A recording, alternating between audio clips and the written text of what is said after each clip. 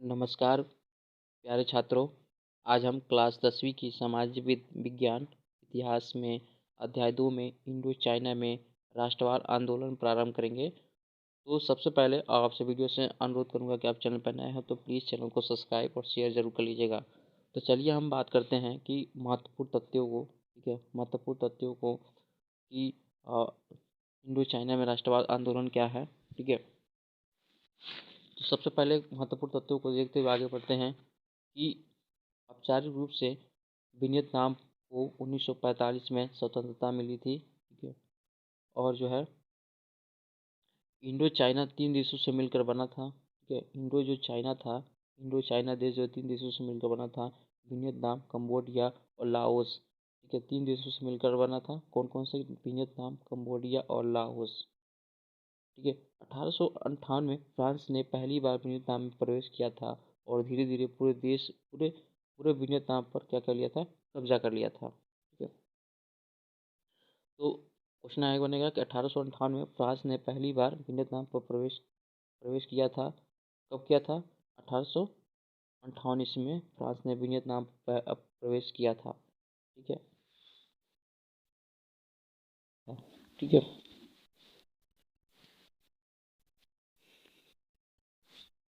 फिर देखेंगे कि यहाँ 1887 ईस्वी में फ्रेंच इंडो चाइना का गठन किया गया, ठीक है। फ्रेंच इंडो चाइना का गठन किया गया था। अब जो है पूछेंगे क्वेश्चन, आपको ऑब्जेक्टिव बनेगा कि अगर फ्रेंच इंडो चाइना का गठन कब किया गया था? 1887 को, ठीक है। फ्रांसीसी शिक्षा को देकर अपनी सभ्यता के रंग में रंगना चाहते थे, यानी फ्रांसीसी शिक्षा देकर फ्रांस क्या करना चाहते थे कि वियतनाम पर अपनी फ्रांसीसी शिक्षा देकर अपनी सभ्यता और रंग को में रंगना चाहते थे, ठीक है। उसके बाद 1707 में टोकिन के फ्री स्कूल खोला गया, यानी टोकिन फ्री स्कूल कब खोला गया था? 1907 में, ठीक है। स्वच्छता एवं फ्रांसीसी भाषा की कथाएं सम्मिलित थी, ठीक है।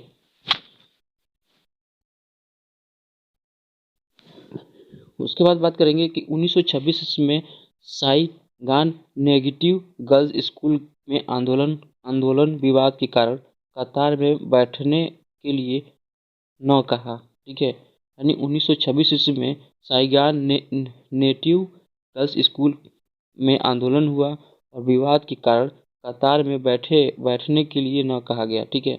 उसके बाद 1903 ईस्वी में हनोई और बयुबानी प्लेग की महामारी फैल गई, ठीक है। 1903 ईस्वी में हनोई में बयुबानिक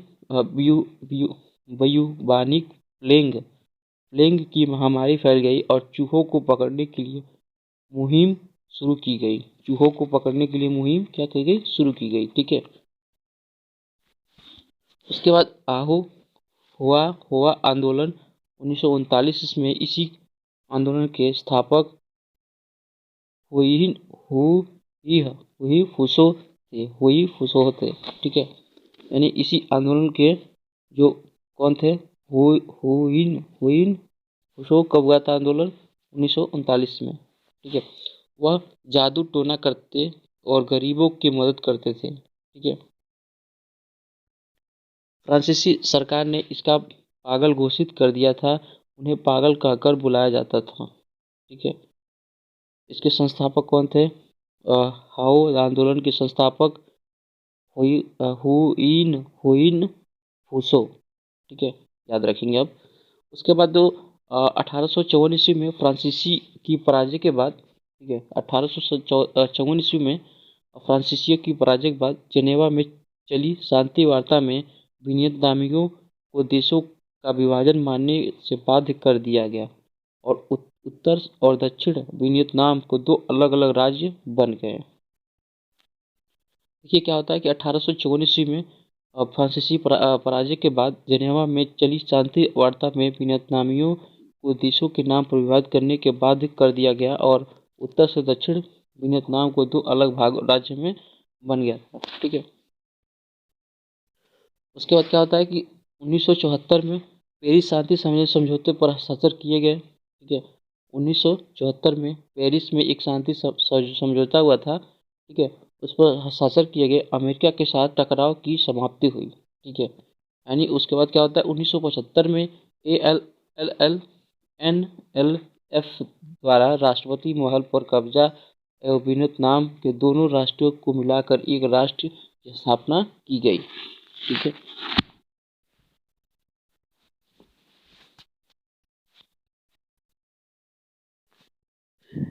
देखिए कुछ महत्वपूर्ण शब्दावलियां हैं।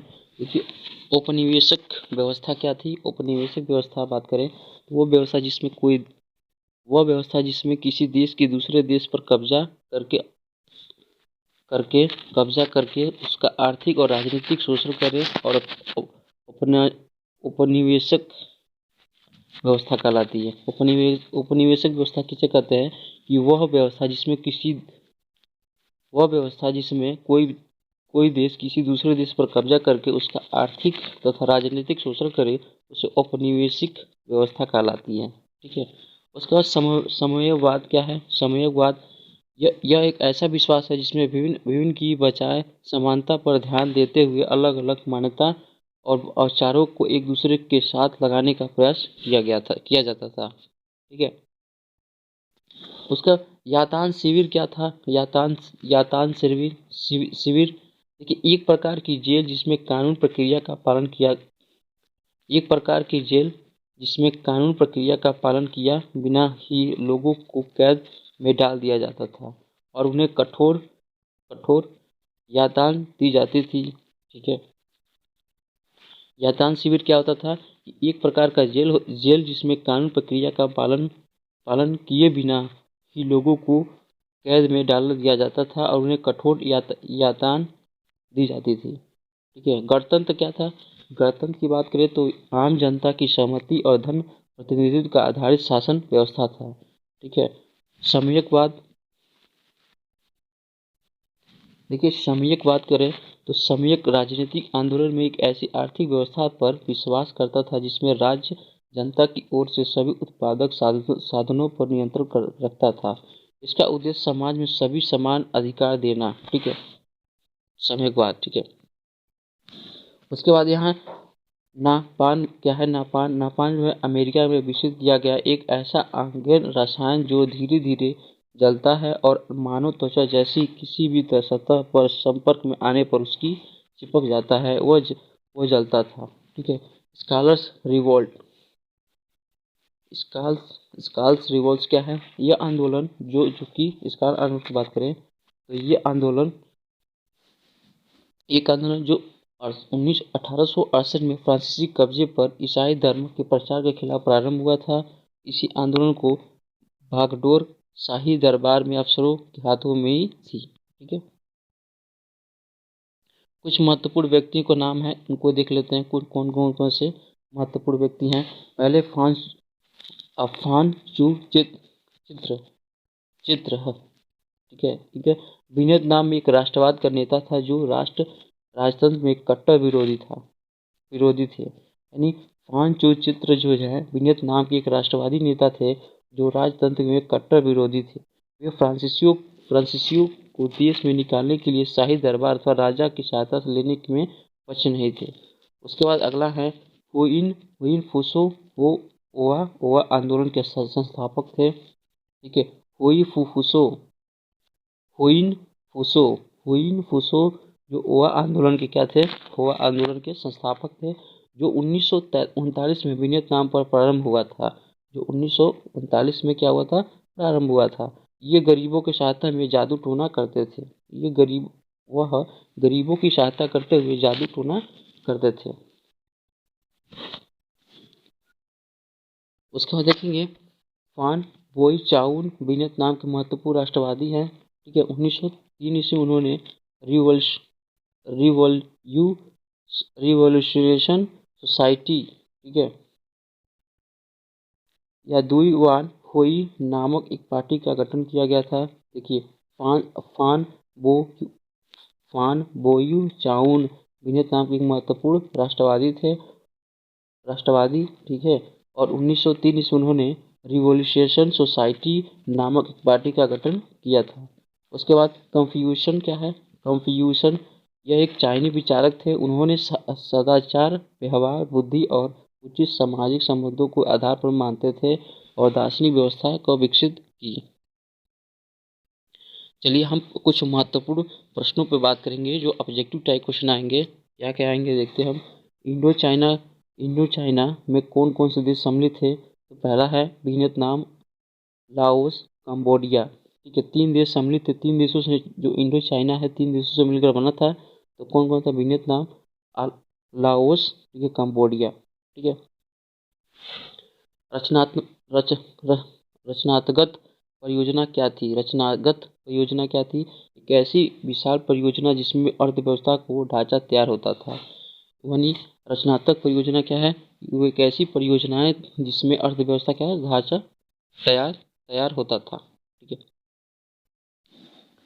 1930 में महामंदी महामंदी का वियतनाम पर क्या प्रभाव पड़ा? ठीक है।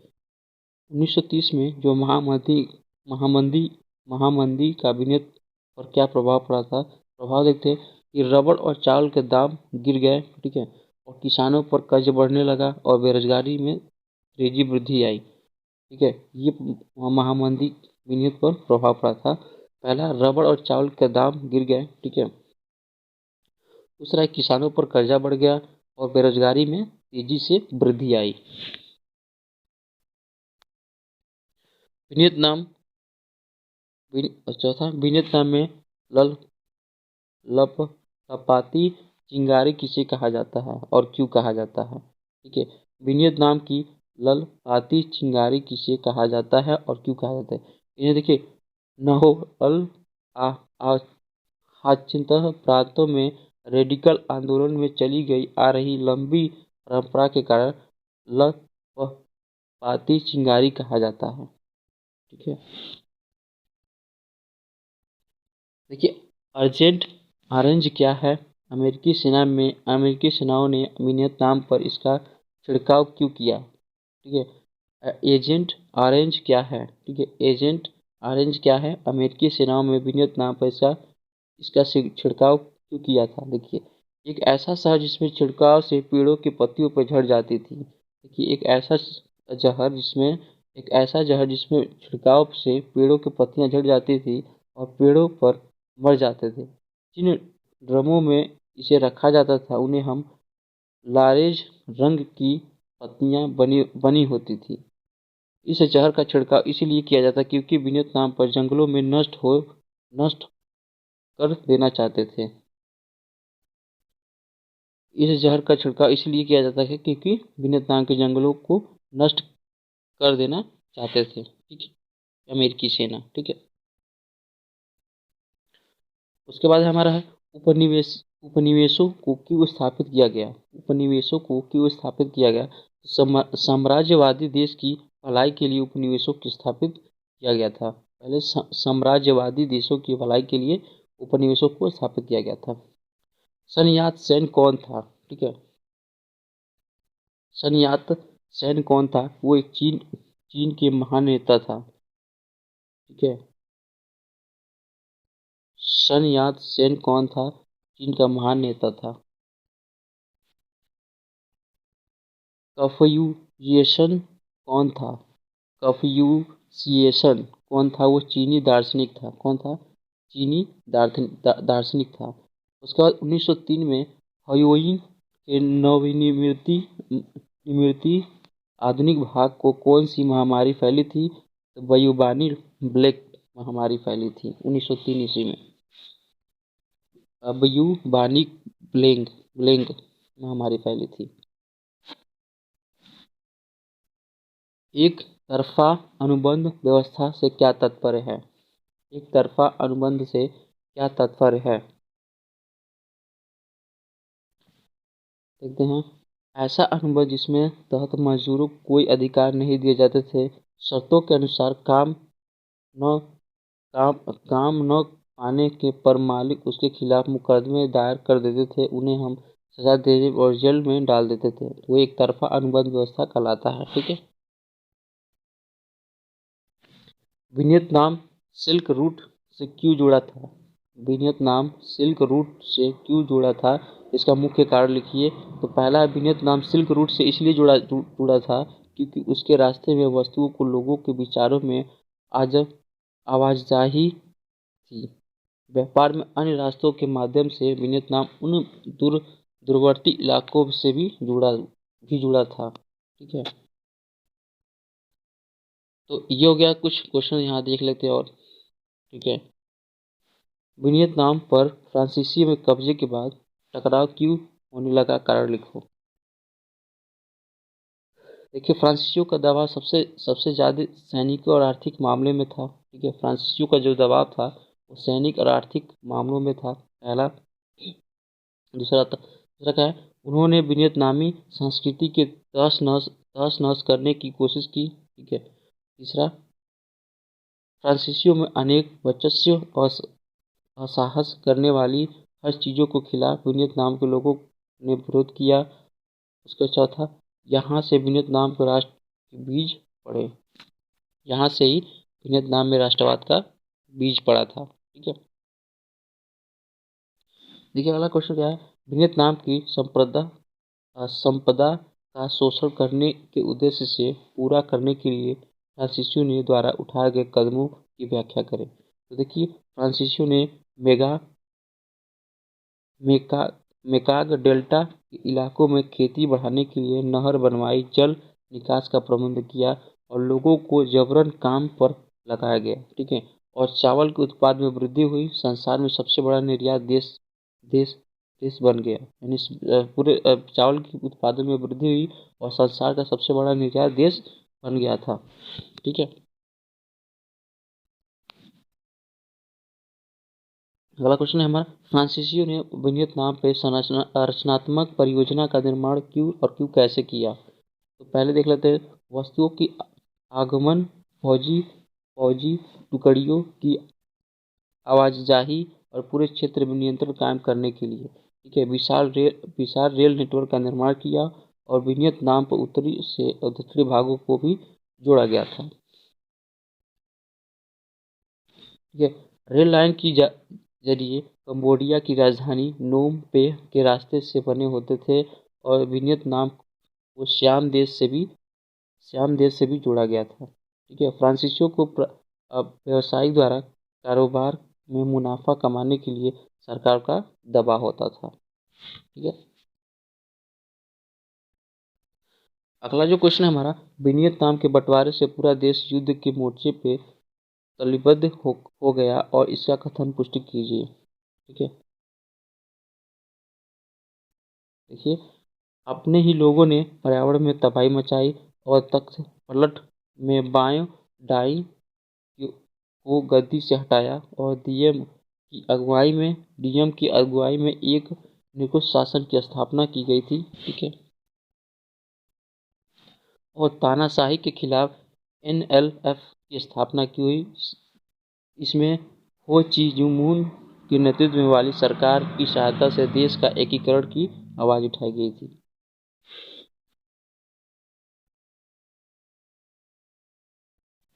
उसके बाद अगला क्वेश्चन है हमारा, उन संरचनात्मक परियोजना का वर्णन कीजिए जिन्हें फ्रांसीसी उपनिवेशों में वियतनाम पर में विकसित किया था। देखिए, अगला है, वियतनाम को मे, मे, मेकोंग डेल्टा इलाके में खेती बढ़ाने के लिए सबसे पहले वो नहर बनवाया और जल निकासी प्रबंध शुरू किया। ठीक है, सिंचाई व्यवस्था में विस्तार किया गया और कई नहरों में भूगर्भ जल धारा बनाई गई। ठीक है, लोगों को जबरन काम पर लगाने के लिए चावल की उत्पादन में वृद्धि हुई और वियतनाम चावल की दुनिया में 1931 में तीसरा निर्यात बन चुका था। ठीक है, अगला क्वेश्चन है हमारा, उपनिवेशों का विकास करना क्यों जरूरी था, कारण लिखो। देखिए, उपनिवेशों का विकास विकास गुलामों देशों की अर्थव्यवस्था को मजबूत करने के लिए हुआ। ठीक है, दूसरा, विकास जरूरी है इसीलिए कि मुनाफा कमाया जा सके। ठीक है, विकास के लिए जरूरी था जिससे मुनाफा कमाया जा सके। दूसरा, जीवन स्तर बेहतर होगा और ज़्यादा चीज़ें खरीदेंगे। ठीक है, उसके बाद चौथा, बाजार फैलेगा तो फ्रांसीसी व्यापारी को फायदा होगा। अगला क्वेश्चन है हमारा, फ्रांसीसियों ने शिक्षा नीति का वर्णन करें और वियतनाम में टोकिन फ्री स्कूल खोलने के उद्देश्य की व्याख्या कीजिए। देखिए, फ्रांसीसियों की शिक्षा नीति मुख्य प्रश्न क्या है? शिक्षा को हर हद तक दी जाए जिसमें भाषा दी जाए, और धनी वर्ग पर चीनी संस्कृति का गहरा प्रभाव था। परंपरागत शिक्षा को तहस नहस किया और फ्रांसीसी किस्म के स्कूल खुले।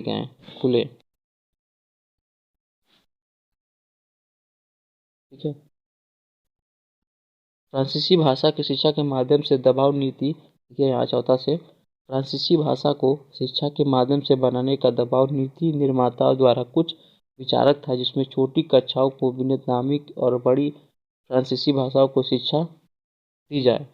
उसके बाद किताबों में फ्रांसीसी उपनिवेशों को शासक का गुणगान वियतनामियों को आदमी और पिछड़ा दशा जाता था, जिससे बौद्धिक कार्य या लायक नहीं है।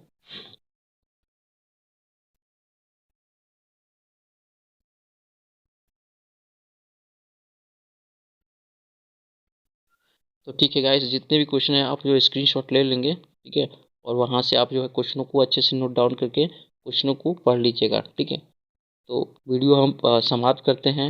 आप लोगों को अगर कुछ डाउट है तो प्लीज़ कमेंट में ज़रूर बताइएगा।